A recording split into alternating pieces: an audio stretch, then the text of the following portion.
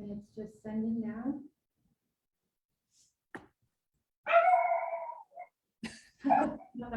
My dog's greeting everyone.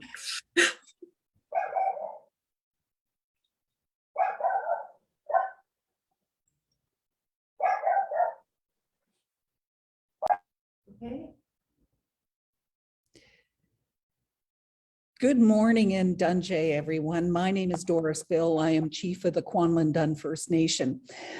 Joining me today is Dr. Smart. We are here to talk to you about childhood vaccinations. You know, in this day and age, there's so much information out there and misinformation, and you know, a lot of parents are trying to navigate through some of this and don't know where to turn to ask about the questions or the worries that they have. So we thought we would provide this opportunity for parents to speak directly to a physician, a Yukon physician who is becoming well known, and you know, to answer some of your questions and to talk about any of the fears that you may have as a parent. So first off, I'm just going to have Dr. Smart just first off tell us a little bit about yourself. Sure. Thank you so much, Chief Bill, and good afternoon to everyone. And I really appreciate this opportunity to speak with you today. So I'm Catherine, as you heard. I'm a pediatrician here in the Yukon. I've been in the Yukon now for almost 5 years. I'm also a mom, so I have 2 children of my own, aged 11 and 13. So I've also faced a lot of those same questions around vaccination, both, you know, the routine ones that we're all a bit more used to, and also the newer COVID-19 vaccines. So I certainly appreciate it's been a stressful time for parents and families, and a lot of uncertainty. And I think the world's been challenging in that there's so many sources of information right now that it's sometimes hard to know what to believe. So I'm really grateful for the opportunity to be here today in my role as a pediatrician and a mom and a community member to try to answer your questions and try to help you with those decisions. So thank you. Can you maybe just start by talking about childhood vaccinations and why it's important? Yeah, great question. So I would say as a pediatrician, I often comment that in my career, vaccinations have probably been the thing that have made the biggest difference overall to child health. Because of course, prevention is always so much better than trying to manage disease or problems once they've already developed. So if you talk to people who have been in pediatrics for a long time, they'll tell you so many of the diseases we used to see in children, diseases that cause really severe outcomes, including sometimes death, but also a lot of disability, now almost don't exist because of vaccination. And even in my career, I've been in pediatrics now just over 20 years. There's several diseases that I used to see commonly at the beginning of my career that I no longer see because of vaccination. So to me, vaccines have been a really amazing scientific advancement that have allowed us to protect children from many very serious diseases. And it's been amazing, I think, to also just see the impact of the COVID-19 vaccine as well. Right now, it's saved millions of lives around the world, there's no question. And now, of course, we have that opportunity to consider it for our younger children as well. And there's some uncertainty from parents around the COVID-19 vaccine. You know, parents are inundated with misinformation and worries about, you know, what's in it and all of this kind of stuff. What would you tell parents who are facing these fears? Yeah, it's so true. And I think the first thing I would say is, you know, I know as someone who's worked with parents and kids for a long time that parents always are motivated by wanting to make the best decision for their children. That's where decision making comes from as a parent. It comes from love and concern. And I think that's why when faced with a lot of different information, it can be so stressful for parents because they're so deeply afraid of doing the wrong thing or causing harm to their child. And I think often that hesitation stems from that deep love and that deep concern. So I would just start by saying that. I think that's also why we see even parents who have perhaps chosen to be vaccinated themselves have felt a little more unsure about vaccinating their child because they take those decisions for their children even just that much more seriously perhaps than decisions about themselves. And I think that's a big part of being a parent in general. You know, I think a lot of the concerns that I hear about the vaccine are a few things. You know, sometimes people have that worry about just how quickly it's been developed, and is it too quick, and do we maybe not not know enough about it. I think what's really reassuring at this point is, millions and millions of doses of this vaccine have been given. And now that also includes children. In Canada, we're a bit fortunate, I think, in that the vaccine rollout for kids 5 to 11 started in the United States several weeks before it did in Canada, which allowed us to actually sort of see how that went in the real world. And now over 9 million doses of this vaccine have been given to kids with an excellent track record in terms of safety. So I think that's really reassuring because, of course, when we do studies, they're powered to try to answer our questions, meaning we choose enough people to have in the study to try to make sure that things are safe and effective. But there's not millions of people in studies, of course. So we still often really need that real world monitoring to make sure there's not rare or unexpected things. And now I think we have that information and there hasn't been anything rare or unexpected from this vaccine. So I think that's really reassuring. We're also seeing the vaccines working well in kids. So when we look at the data, children who've been vaccinated are much less likely to get really sick or need to be in the hospital from COVID. So it's doing what it's supposed to do. And I think that's really reassuring from my perspective. You talked about a little bit about, is the vaccine safe? Can you talk a little bit about the technology behind this? Because, from what I've read, it's absolutely fascinating, in terms of that technology is being used to develop other vaccines for cancer, for instance, and it's absolutely amazing what is going on.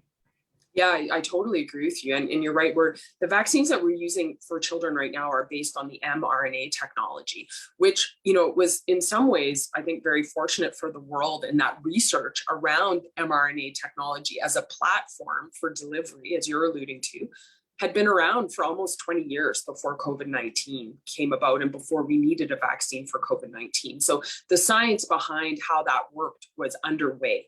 And then they were able to take that and use that technology for the vaccine. So basically all vaccines work similarly in what they do is they give our immune system a blueprint to create antibodies. And really what's different about vaccines is the way that blueprint is delivered to the body. So different vaccines do it in different ways. The mRNA technology takes that piece of the spike protein that is part of the coronavirus, and it delivers it through mRNA to your body, shows it like a blueprint. And that allows your body to recognize that as foreign and make antibodies against it. And it's then when you get exposed to COVID, it wakes up your immune system to go, hey, that's not supposed to be in here, and more rapidly be able to create the antibodies to keep you from getting really sick. The mRNA itself, that delivery piece only lives in the body for about 3 or 4 days after you've received the vaccine. So it's not hanging around any longer. It doesn't get inside your cells. It doesn't change your DNA. That's some of the things that people have worried about with that. All it really is a delivery device to the immune system to say, hey, be prepared. When you meet this, get rid of it. And that's what your immune system then is able to do. Sort of like saying, hey, wake up there. Exactly. Yeah, exactly. Yeah. So if a child or myself, let's say, whoever has had COVID, should they still get vaccinated? And when should they get vaccinated? Yeah, great question. And this is another thing that people have really been wondering about. And it is a really important question. If I have natural immunity from the infection itself, is vaccination still needed? Is it potentially dangerous? And then, like you said, what's the best timing? So we're seeing more and more research coming out about this. And I think what's been good news from my perspective is we're learning, if you're someone who's had COVID, which many of us have been exposed to it now at this point, you still get much better immunity by also being vaccinated. So that combination is still giving you longer and better immunity over time, which I think is important because what's clear is we don't know when we're going to see the last variant of COVID. It may still be going on for years and years. So trying to have that long-lasting immunity to prevent us from potential new variants down the road is really important. And it looks like even if you're someone who's had COVID, getting vaccinated as well is going to give you better immunity over the long term. The next part of your question, I think, is also important in terms of what's the best timing of that. And that was, again, something that we've been sort of trying to understand because, of course, again, the goal of all of this is to give people the longest and the best immunity possible. So right now, the recommendation is if you've had COVID to wait and be vaccinated about 3 months later. So that would be the timeline that you'd want to consider. Now, if you're listening and you're someone who had COVID or your child had COVID and then you got vaccinated sooner than that, it's not going to harm you. There's no danger in being vaccinated sooner. It's just that we feel that you may get a better and longer immune response if you wait a bit longer before getting your vaccine. Now, if you're immunocompromised or you have some other underlying medical conditions, that advice may be slightly different, but for your average person, that's what we're suggesting right now. I just want people to know that you can post questions in the chat for Dr. Smart. I do have one question here from Honey Star. Can you talk about how Yukon government is dealing with vaccination status for people under 18 and why? And I'm assuming she's talking about the designation, when people go into an area, you're under 18, you don't have to show your passport. Yeah. Yeah, no, that's a great question. And I think right now what we're sort of noticing around the world and around Canada is that a lot of the thinking and the public health rules around proof of vaccine are changing. And we're seeing a lot of provinces looking at dropping proof of vaccination over the next weeks and months. And I think, what we're seeing right now is that the Yukon's made the decision to drop that proof of vaccine for kids under 18. And I think it's, these are public health decisions, I think, that try to balance sort of the amount they're intruding on people's lives with safety of the community. And that's always, I think, a challenging balance for sure.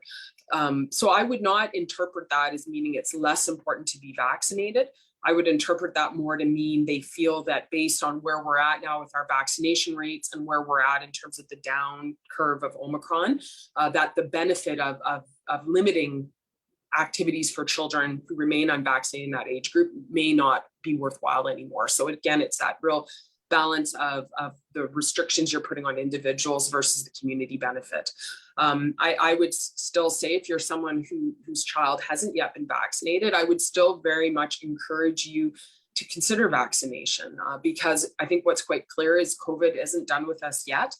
There's more variants potentially around the corner because Omicron is so contagious. And now we're hearing about this newer version of Omicron potentially coming as well that may even be slightly more contagious. There's still a high likelihood of being exposed. And we know that if you're vaccinated, your chances of getting significantly ill are much, much less. So I think it's still a good decision. Can you just touch on the newer version of the Omicron variant, just so we understand what's coming down the road here? Yeah, so, right now we have the BA1 version of the Omicron variant. And right now in Canada, we're seeing a rise of the BA2 version of Omicron, which is a different version of Omicron. There's sort of some debate about whether it should be named its own whole new variant or whether it's just a different version of Omicron. I think we're just starting to see more understanding of what exactly that means. The things that I've been reading about it are suggesting that it's potentially more contagious than Omicron, which is already very contagious. But we're seeing that if you're vaccinated, it's still providing good protection. And if you've had Omicron, the first version, that's still providing some protection against it. So, in terms of what it means for our community and what it means for public health rules going forward, I don't think we know that yet. But I think it's just a reminder to all of us that this is an evolving situation with a lot of uncertainty that still remains. But some of the things that we've learned up to this point still really hold true. And that's that vaccines are very protective. They reduce your chances of getting infected. They reduce your chances of transmitting to other people. Although not perfect for that, they make the risk less. They provide excellent protection against severe disease and hospitalization, which is, of course, the most concerning part. And all those other things we've learned about, wearing your mask, staying home when you're sick, those things all still very much hold true regardless of the variant. So even though I think sometimes it can, I feel like that myself too, like you start to feel like, oh my goodness, when is this ever going to end or what's coming next? Those things that we already know can still keep us safe. I know there's the long haul aspect of it as well. And, how much of that are we seeing in the Yukon and how does the long haul side effects affect children? Yeah, great question. So I think long haul COVID is for sure something that we're still wanting and trying to understand. I would say, we're learning more about it every day. And I don't know the exact numbers of how many cases that we've seen in the Yukon specifically. The case definition and how it's diagnosed is sort of evolving. So I don't have those exact numbers, but it's definitely something that we're seeing. I think the good news for children is it's seeming to be much less common in kids than what we're hearing about in adults. So it can happen in children, but most of the time when it happens in children, it's more like a prolonged cold or viral illness as opposed to some of those really debilitating impacts that we're hearing about in adults.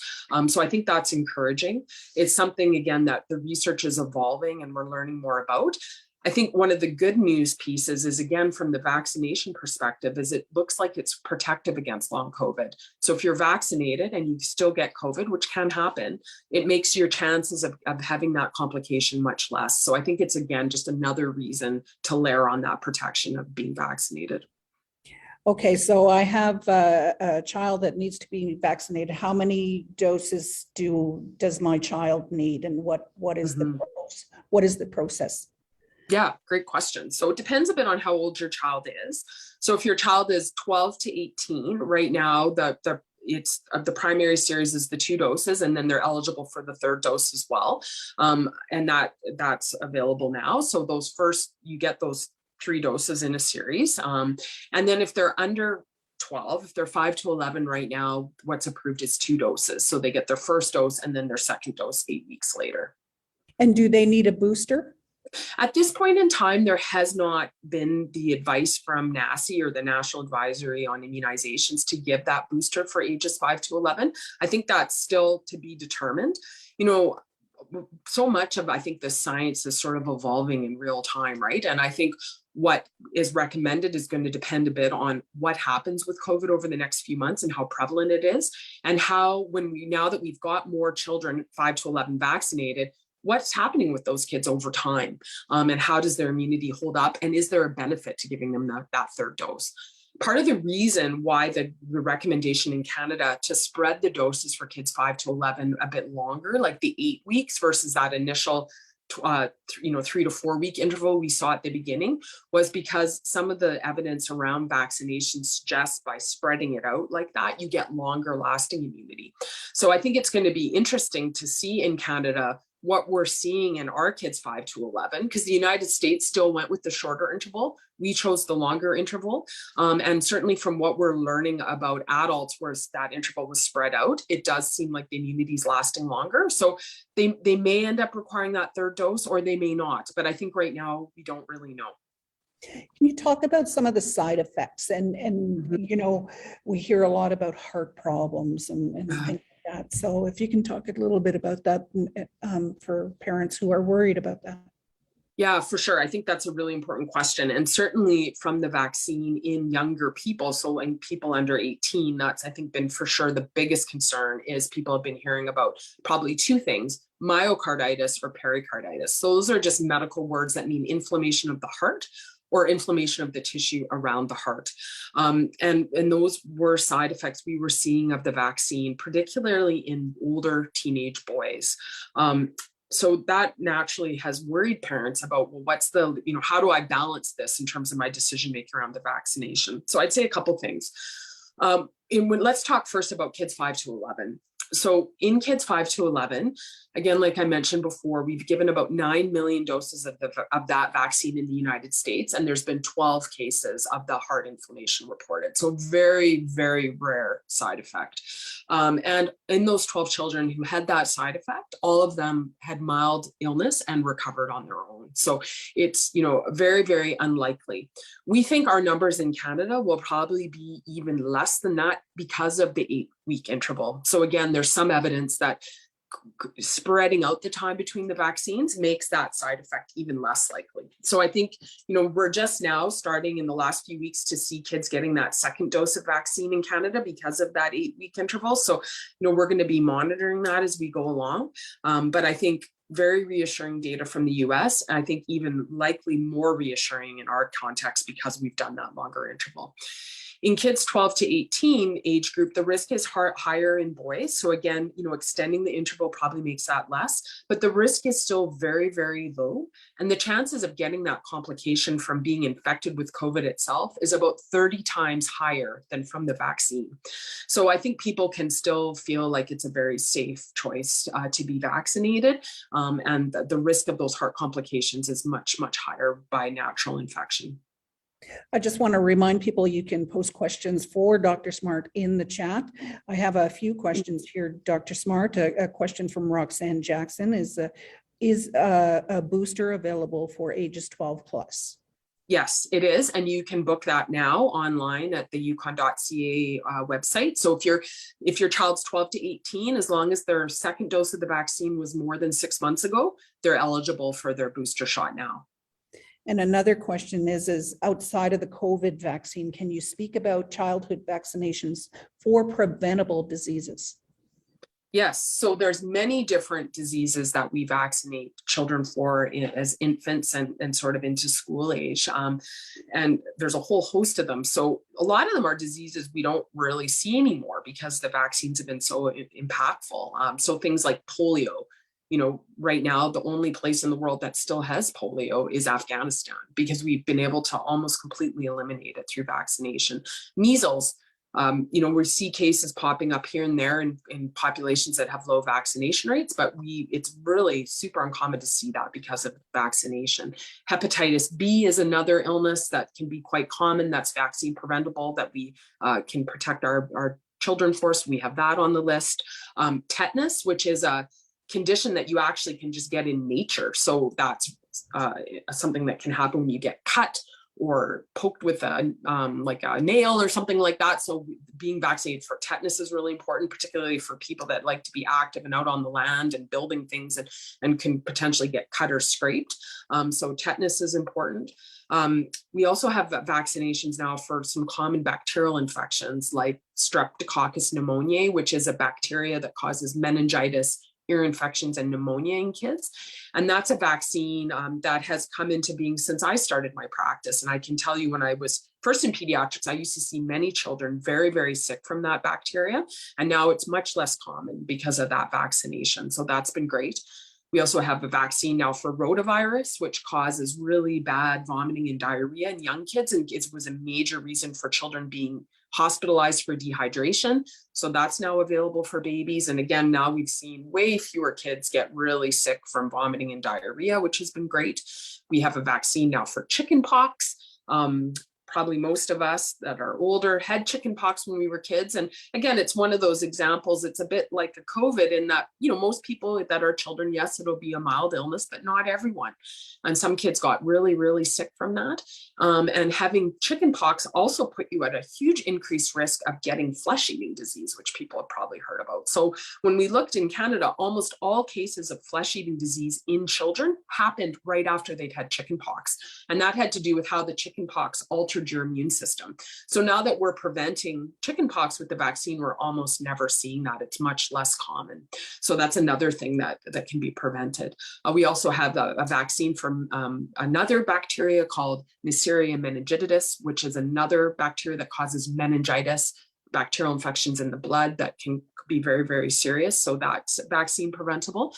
And then also human papillomavirus, which is the major cause of cervical cancers, anal cancers, oral cancers, and penile cancers. And now we're able to vaccinate young girls and boys for that. And that prevents them from developing those types of cancers later in life. So there's really so many things now that we're able to protect children from. Oh, the other one I forgot, which I shouldn't have forgotten, is pertussis or whooping cough, which is a horrible illness for if anyone's ever had that.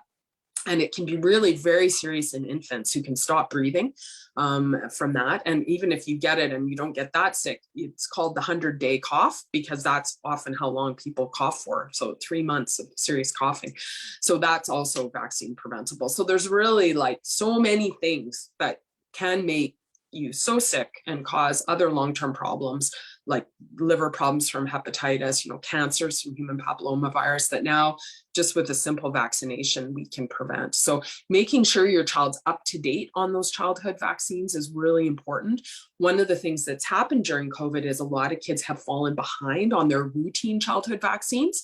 So, and that's been, I think, for a variety of reasons that's happened, but it's important to make sure that if your child's not up to date on their regular immunizations, to book those appointments with public health or at your health center and make sure that you get those caught up.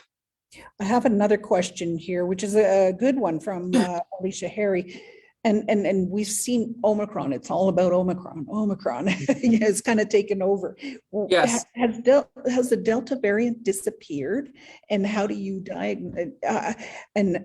diagnose by variant? I'm not sure what that was. Oh, yeah, no, great question. So what's sort of interesting when you look at these variants and how they evolve is it's a little bit like competition, right? So the better variant eventually pushes out the old variant and takes over, and then that variant gradually dies off because it's sort of like that natural selection or natural competition, and the fittest, most robust version is the one that's going to dominate. So there is still some Delta around, but it's massively on the decline. So now it's like maybe a percentage or two of cases, and they're almost all Omicron. And that's because Omicron has been much more effective at spreading than Delta. So it's sort of edged it out.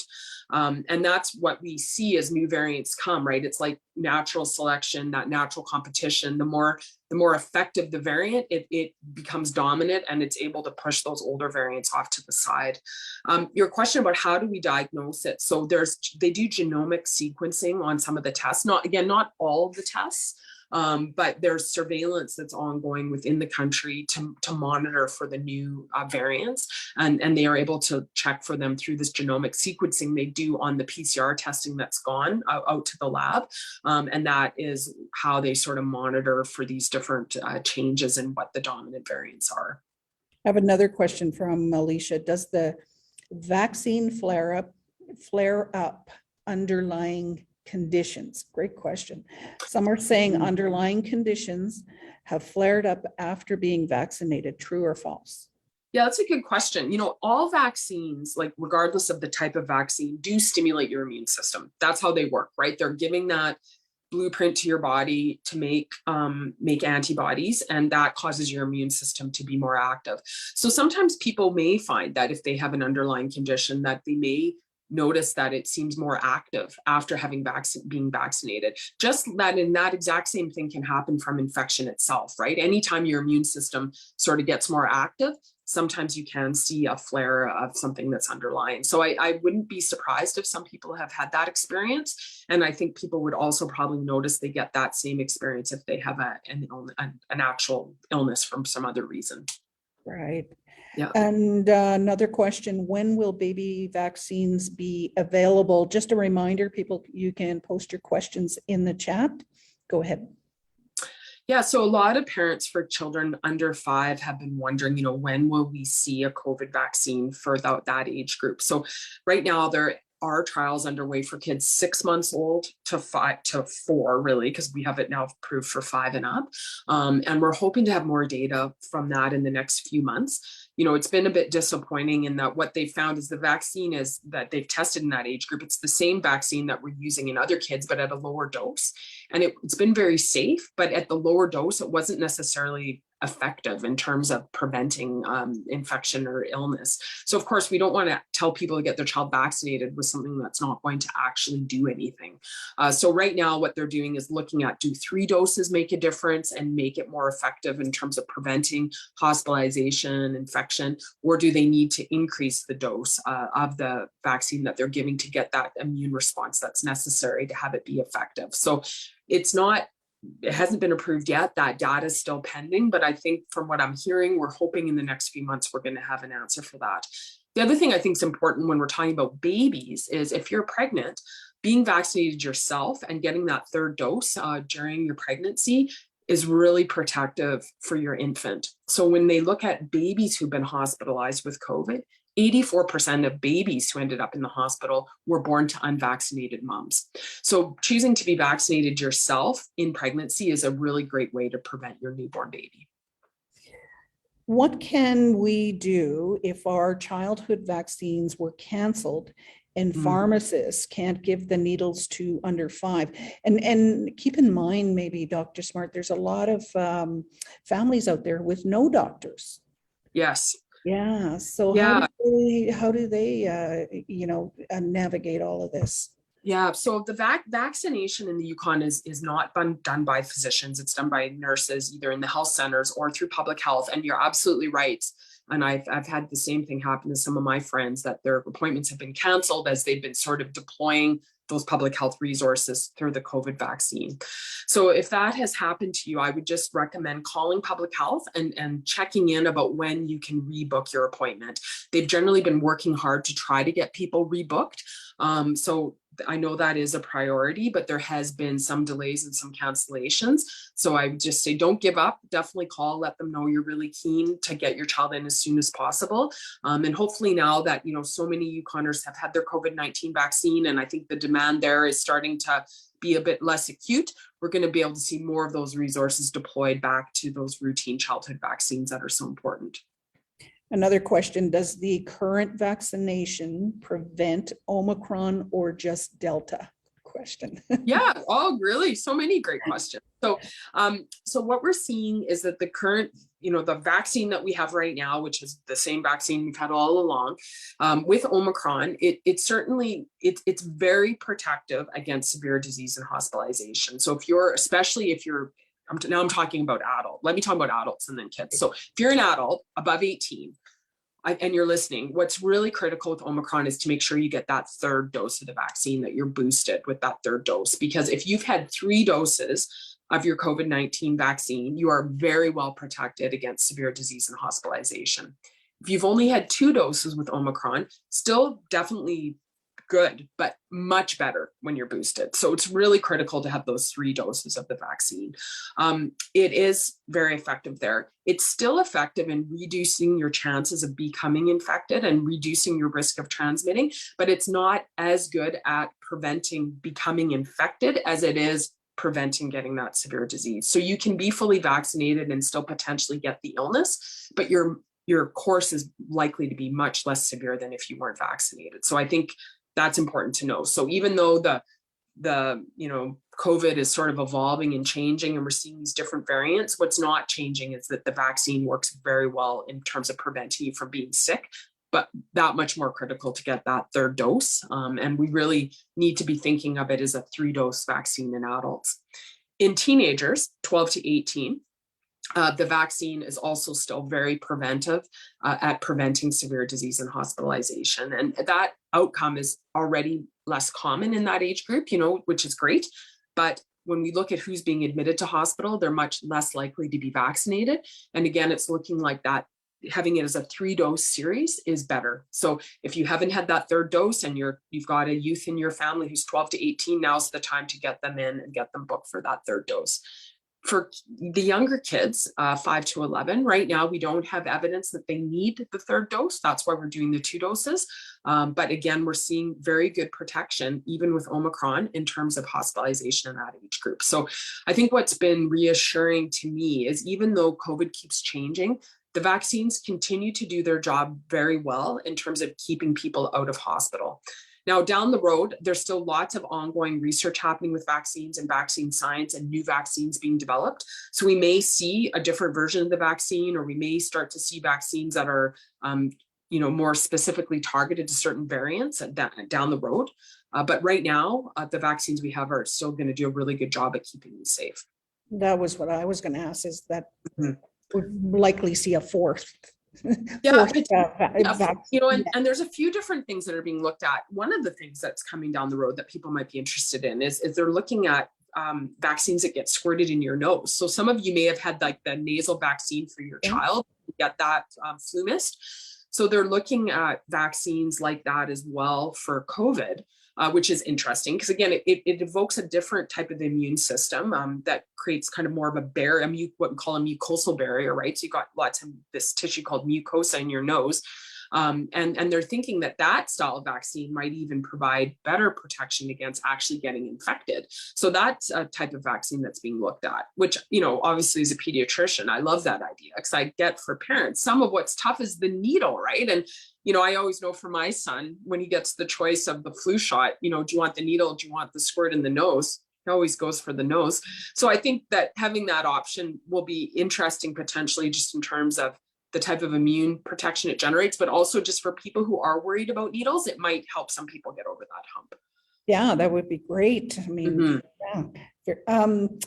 Another question from Facebook, just a reminder, you can post your questions in the chat. Can my pet get sick from COVID-19? Oh, that's a great one. I've wondered that too, because I have a kitty cat.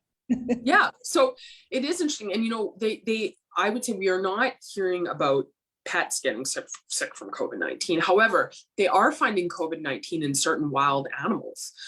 So for example, they recently found like in white-tailed deer, a very high prevalence of COVID-19. So there are some, we call that an animal reservoir, meaning that the virus is able to live not only in humans, but animals. So there does appear to be some species of animals that are getting COVID-19. There's been some animals in zoos that have had COVID-19 and been sick from it, but we're not hearing about that in domestic animals. So great question. I have a dog, and I know that's been my daughter's major concern. Mom, can Bruce get COVID? I'm like, it doesn't appear so at this point in time. When a person has COVID, what are the long-term effects? I know someone, this is a question, I know someone who has hives and a cough. What are the long-term effects? Yeah, so I think that's again kind of a question about long COVID. So for most people who do contract COVID, they're going to have their illness and they're going to get better, and that's going to be the end of it. And obviously, if you're vaccinated, the chance of that going smoothly is higher. There are a percentage of people who are developing long COVID, and that can be a variety of things. For some people, that means a prolonged acute illness. So they're still coughing a few weeks later. They might still have some stuffy nose or some headache or fatigue, 6, 8, 12 weeks after that acute infection. And that we see that with some other viral illnesses as well. So for some people, that's their experience. For other people, what we're seeing is more long-term impacts where they're having brain fog, they can't concentrate, they're very fatigued, weird rashes, ongoing respiratory symptoms of like shortness of breath, feeling like they can't catch their air, getting tired really easily, fatiguing with exercise. So those are all those symptoms of long COVID. Now, again, what's interesting is being vaccinated, even if you have long COVID, for some people is making those symptoms get better. So if you're someone who is experiencing long COVID symptoms and you haven't had all 3 doses of your vaccine, it's another reason to potentially get vaccinated is some people are noticing some of those symptoms actually improve after vaccination. And then of course, it also gives you that protection of potentially getting another variant, which may worsen your symptoms. Yeah, I heard a bit about that. When a person gets vaccinated, they have long COVID, some of those symptoms actually disappear. Yeah. Which I thought was very interesting. But we also recommend too that people touch base with their doctor. Yes. Because very important. We're worried about that. For sure, get an assessment, make sure that's what's going on, that it's not something else. And if it is long COVID, again, we're starting to see more clinics and resources for that are starting to become available.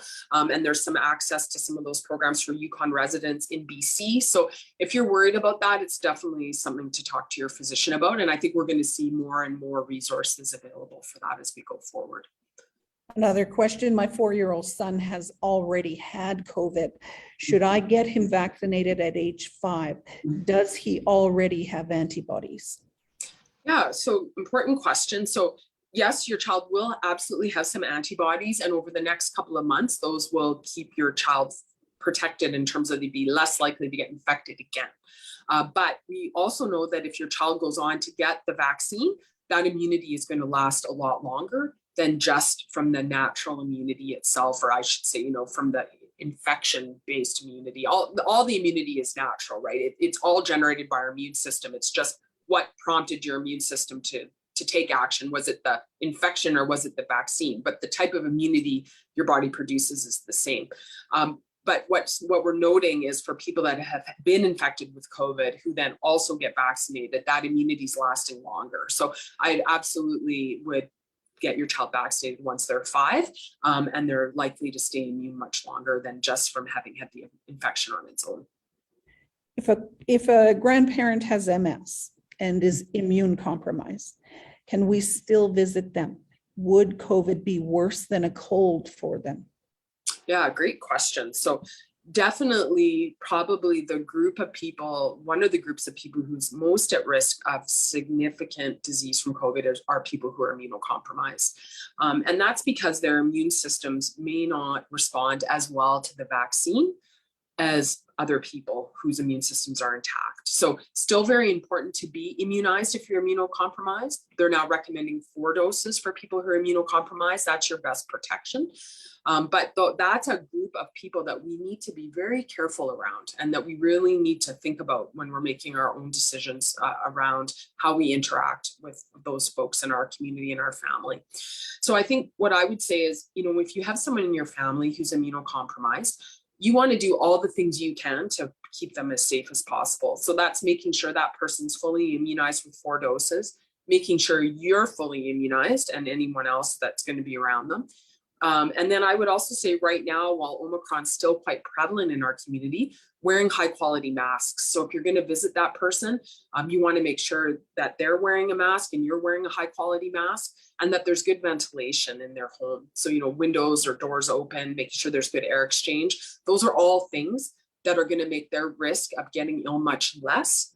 But I think it's important because we also don't want those people to be isolated from others, right? And I think that's what's been so hard for so many people that have experienced this ongoing isolation from their loved ones. And I think that's been a really significant impact of this pandemic is the isolation, particularly the elderly, the immunocompromised, people who have those medical vulnerabilities. So I certainly would never want people to feel like they can't engage with their loved ones because of that. But I think what we want to do is making sure we're using those layers of protection to make those experiences as safe as possible. Today's not a good example because it's very cold, but the forecast looks like it's getting warmer. So also taking those opportunities, when we're going to meet or be together with loved ones to be outside, those are all things that just make the risk to that person much less. I think you already touched on this, but if you can, there is a question here. Will there be ongoing boosters or just 2 doses and a booster and we're good? Yeah, great question. And I would say, no one knows the answer to that 100% right now. So how I would sort of think of it is for 12 and up, it's a 3-dose vaccine. You need that primary series of the 2 doses and then that 3rd dose. In younger kids, it's kind of to be determined. We know people who are immunocompromised benefit from the 4th dose. Whether the rest of us are going to need that 4th dose, I don't think we know the answer to that yet. Again, what's the vaccine science going to be in a few months? What variants are we going to see? Is there going to be other types of vaccines that we layer on top of the ones we've already had to prolong our immunity? I think these are all things that we're figuring out. So I would say we don't know. I think it's important, when we're talking about these things, to be clear with people about what we know and what we don't, right? So some things are quite certain, other things there's still uncertainty. And because COVID keeps changing, I don't want to ever say something like it's true when we don't know for sure yet. And I think when it comes to these additional doses of vaccine, the reality is we just don't know yet. And it's something that's being looked at and monitored as we move forward. And I think there's lots of different things that could happen that may play into whether or not there's a benefit to those additional doses. Here's a good one. And then talking about information changing over time, if I am sick or a family member is sick, how long do we self-isolate now? Yeah, great question. So I think the most important piece of that question is knowing that if you're sick, you need to stay home. So that's probably always been good advice, but I think a lot of us used to go to work or go do things when we weren't feeling well, right? Like I know I've gone to work a million times sick because you kind of felt like you should. I hope one of the positive things we take from this pandemic is stay home when you're sick, because that's a huge way to prevent other people from getting ill. Right now, what the recommendations are in terms of self-isolation for the Yukon is if you are ill and you're fully vaccinated, meaning you've had 3 doses of the vaccine, or you're 12 to 18 and your second dose was not more than 6 months ago, and you're ill, you need to self-isolate for 7 days. If you're not fully vaccinated, so that means you haven't had your 3rd dose, and your second dose was more than 6 months ago, then or you haven't had the 2 doses if you're 5 to 11, then you need to self-isolate for 10 days. So it's kind of 7 or 10, depending if you're considered fully vaccinated. Right. Yeah, but it's so important to stay home if you're not feeling well. Yes. If somebody starts to show symptoms, how many days could they have been contagious for before showing symptoms? Yeah, another great question. You guys are asking such great questions. So this is another thing that's different with Omicron. We've known that you can be contagious with COVID before you have symptoms for a while, but that's even particularly true with Omicron. And it looks like you're potentially actually most contagious with Omicron even before symptoms. So that is a concern. So of course you can still be contagious once you have symptoms, which is why it's important to stay home. But you could have been contagious up to 2 days before your symptoms came on. So if you're kind of thinking about how do I inform the people around me or people I may have been around, if you saw anyone within 48 hours of your symptom onset, I would let them know. One of the things, I wanted to ask you about was the mental health challenges that we are seeing and that we are having. We have this opioid crisis going on. We have a housing crisis. We have a number of really serious issues that we've been dealing with throughout the Yukon. And, even for myself,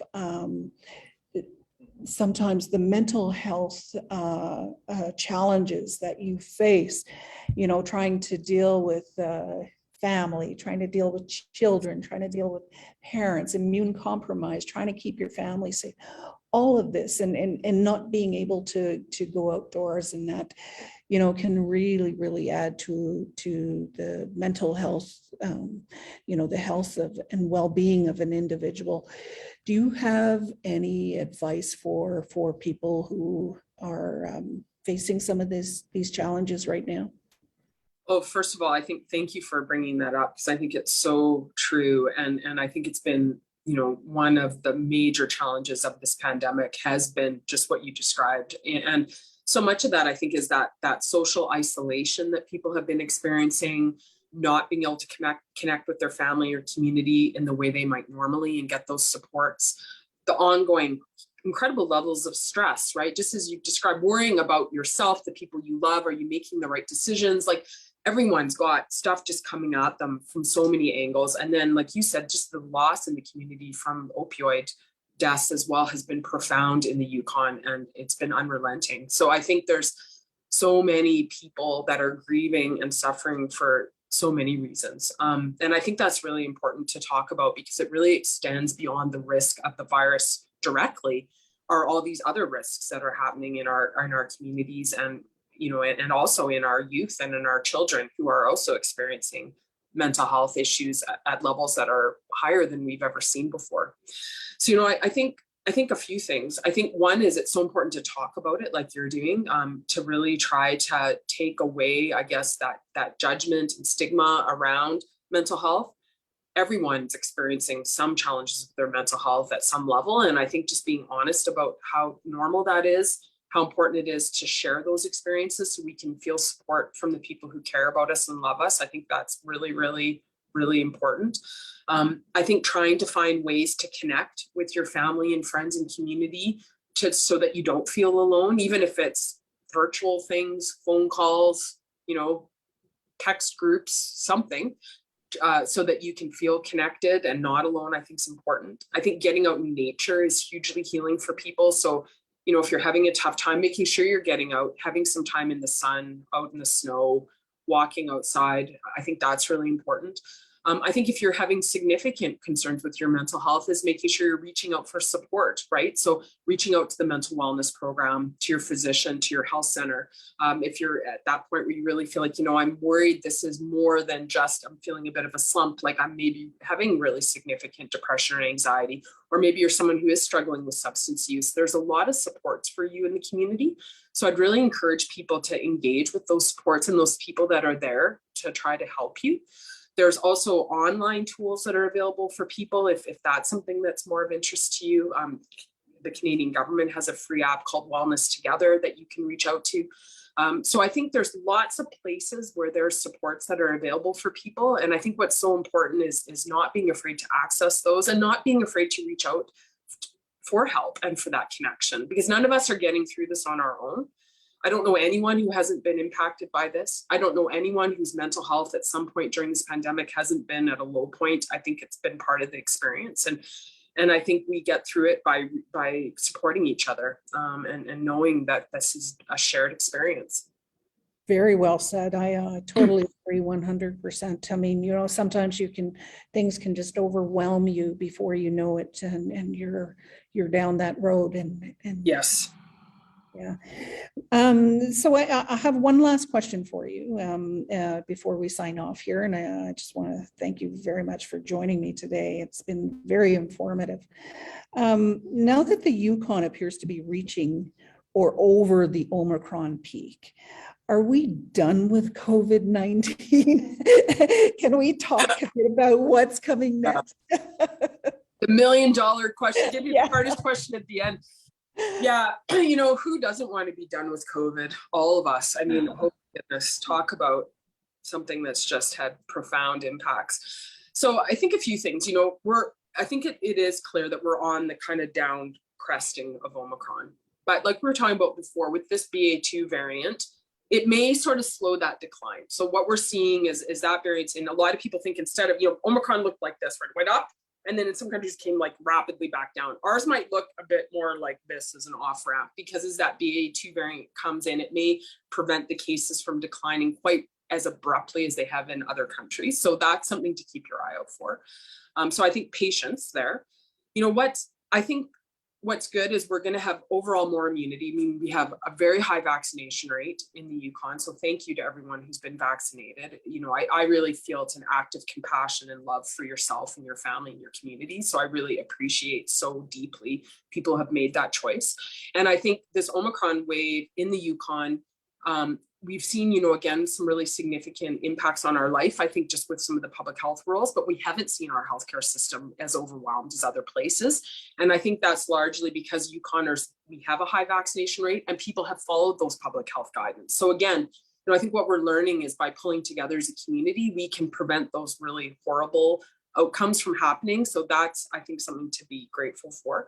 But, what comes next, I think we don't quite know. Those are all positive things that I think are making us optimistic that with those high levels of immunity and having done okay through this, that we're going to be able to have more and more normalcy with less and less risk. We're also learning, staying masked when in crowded spaces, having better indoor air quality, better ventilation, doing more things outside or in large groups of people, staying home when we're sick, using rapid testing to inform us about whether we're ill or not. These are all tools, again, that can help us live our lives, I think, safely and as normally as possible. But is COVID done? Unfortunately, I don't think it's done. And what comes next, I don't think we know for sure. And I think that's what's really tough, is we all want it to be over. But I think what's different is we know a lot more than we knew 2 years ago. We do have high levels of immunity. We know more about these other tools that can help keep us safe. So I think it's just really, not losing hope, feeling there's lots of things that are still in our control. We live in an amazing place, beautiful place with an incredible sense of community. And I think if we just keep making those decisions rooted in that desire to keep the people that we love around us safe, we can keep finding our way through this. Yes, wonderful. Well, thank you very much for joining me today, Dr. Smart, and for dispelling some of the fears and giving parents the information that they need to make the right choice for their children. Maybe we can do this again sometime, but for Yes, now, we'll leave it there. Thank you very Yeah. much. Yes, thank you, Chief Bill. Really appreciate the opportunity, and I hope everyone gets out and enjoys some sun today. Yeah, I'm going to. Goodness, geez. Take Thank care. you. Bye. Bye.